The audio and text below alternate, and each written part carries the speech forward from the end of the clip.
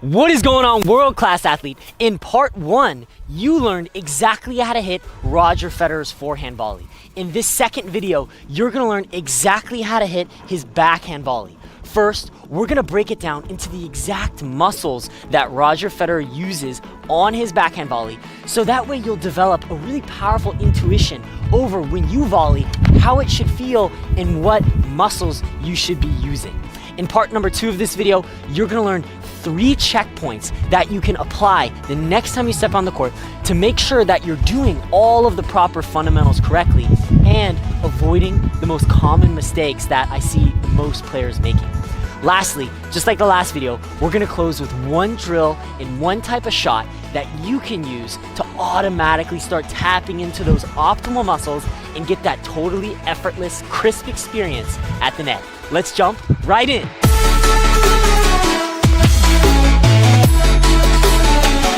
So I've broken down Roger Federer's backhand volley into 3 different dimensions of movement and given you one muscle to focus on for each of those dimensions.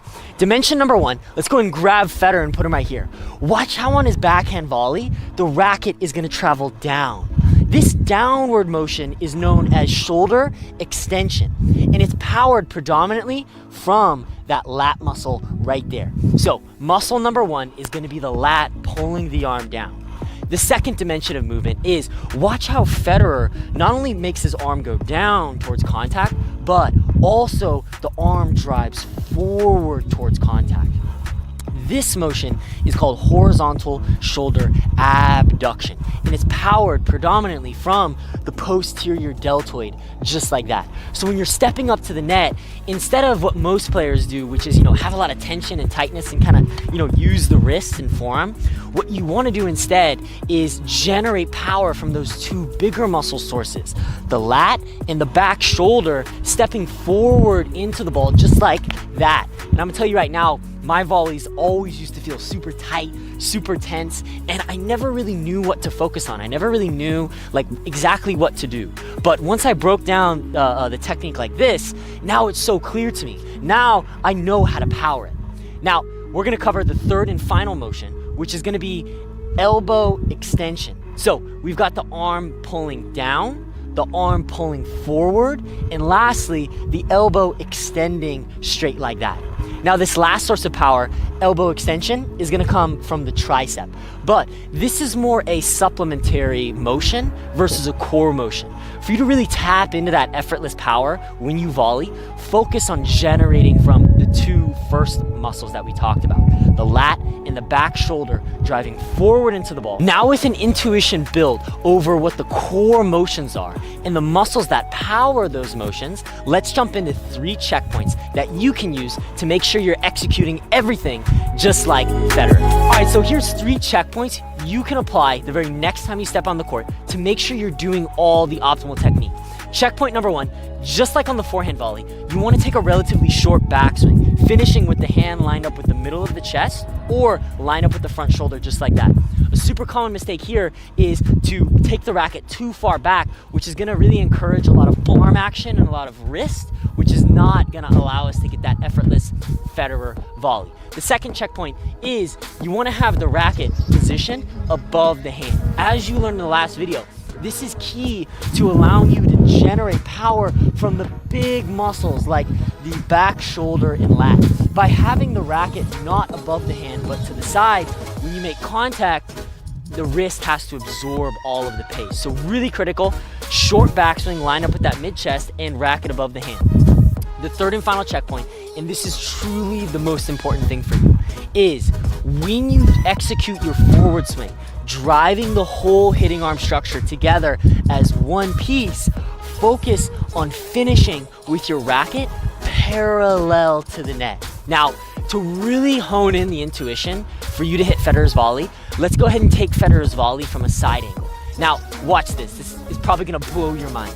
As Federer is driving his arm forward, watch how although his racket travels forward at contact, the racket actually goes back at contact. What is this telling us? What this is telling us is it's further proof to what we covered before. which is that the power on the volley is not generated from the forearm and wrist, but from the bigger muscles like the lat and the back shoulder. Because his arm is going forward, but his racket's going back. Meaning that as his big muscles drive forward, the little muscles stay relaxed. I call this concept the relaxation activation spectrum. Basically, on all your volleys, the muscles further away from the racket, like the shoulder, the lat, and the body, those muscles should be activated. But as we travel along this spectrum here, the muscles closer to the racket, like the forearm and like the wrist, these should be more relaxed. So you're generating power from the big muscles over here and using the little muscles over here more for placement and control. By not doing this, and instead of achieving the final checkpoint of finishing with the racket parallel to the net, the opposite would be finishing with the racket like this. And this is truly the bane of so many net players' existences. They tighten their wrist, they tighten their forearm, and the racket either just flops into the net or they get it over, but it feels tense and they develop wrist injuries. So to reiterate those 3 checkpoints, checkpoint number 1, short backswing, racket lined up with the mid-chest.